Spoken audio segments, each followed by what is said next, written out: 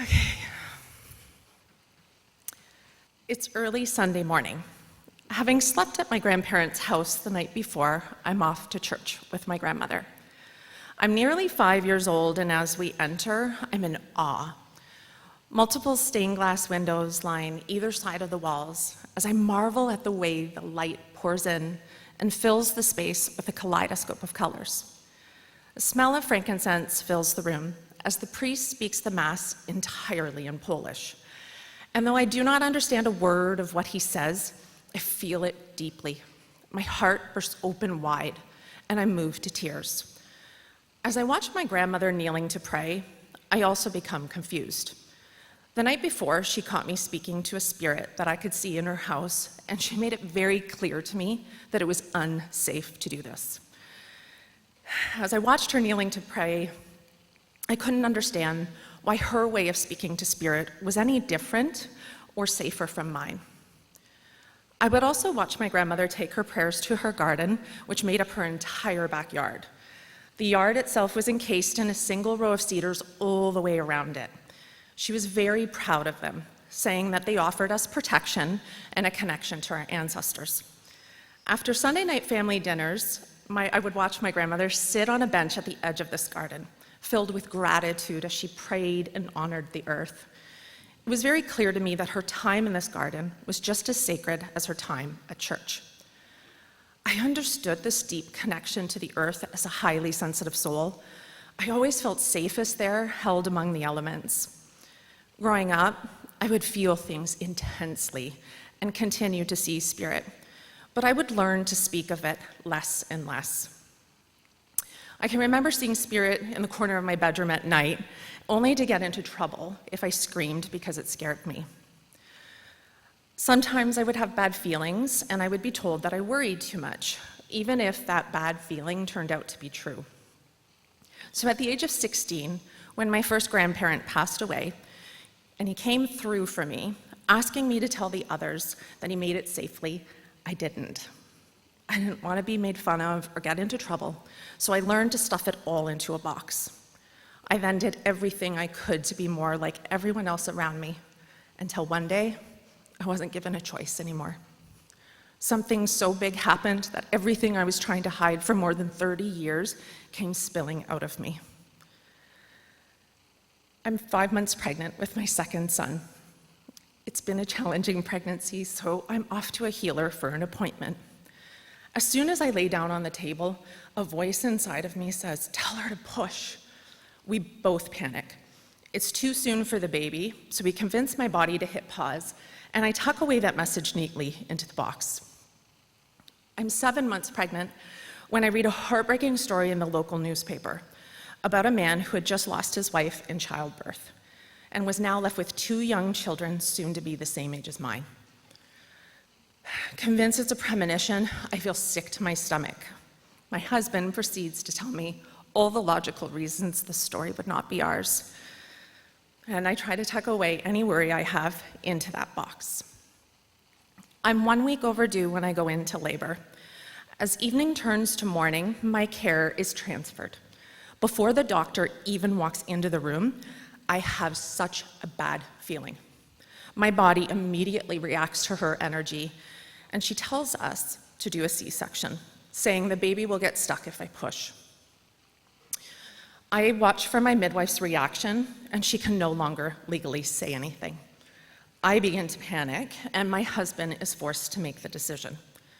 As I'm being wheeled out of the room, I feel an urge to push, and I think my midwife knew. As the doors close behind me, she looks at me and mouths the word push.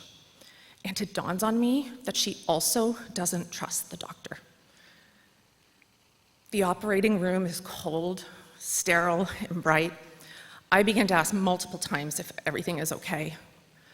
I'm told it's normal to be anxious, so I try to tuck away my fear into that box. And shortly after, all the lights begin to go out around me.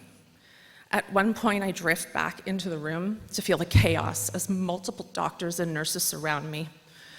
I look at a nurse standing over me, and I ask her if I am dying.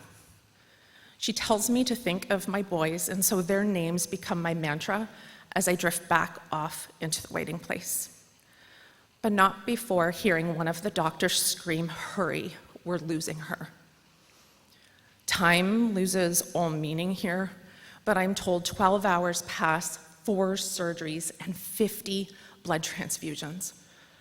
And though I'm given less than a 10% chance of surviving, and they are preparing my husband for the worst case scenario, it was as if a switch went off within me as I was awaiting my fate. Like spirit went in and turned on all the lights, busting open that box that I had safely tucked away for so long. It's only 6 hours after my last surgery when I come to. I don't know what has happened. I haven't had a chance to hold my baby, and he's not even allowed in the ICU room with me. I can barely move. I'm so pinned down by tubes. I can't open my eyes, but I can hear the chaos around me. I can't speak because I'm intubated. Yet something inside of me tells me to do this sign language, to tell those around me to feed my baby milk. I immediately recognize the touch of my mother's hand, and I'm vaguely aware of how much time must have passed in order for her to be there because she lives far away from me. I trace the words, "I love you," on her hand. And as I hear the nurses gather around me, I remember the mantra they gave me, and I sign thank you to them for saving my life. It's the day after my surgeries. I can now talk and open my eyes. I'm still pinned down in the ICU bed, chaos surrounding me, and nothing more than sheer curtains separating me from the others. I look over to see my husband, who's sitting next to me. And the first thing I say to him is not what happened, but instead I look him directly in the eyes and I say, "I'm going to help others with this story one day."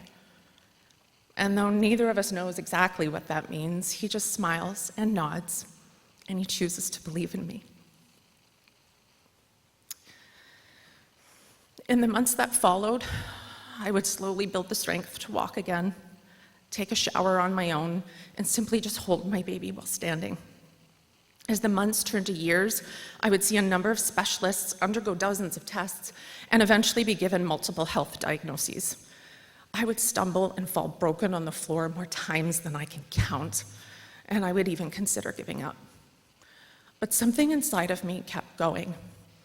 Despite doctors looking at me like a puzzle that they could not fix over the years, I decided to believe in my body's ability to heal.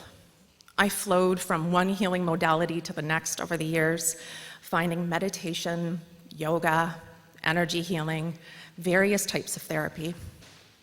In 2019, I had my first experience with shamanic healing and would be floored by the impact it would have on me.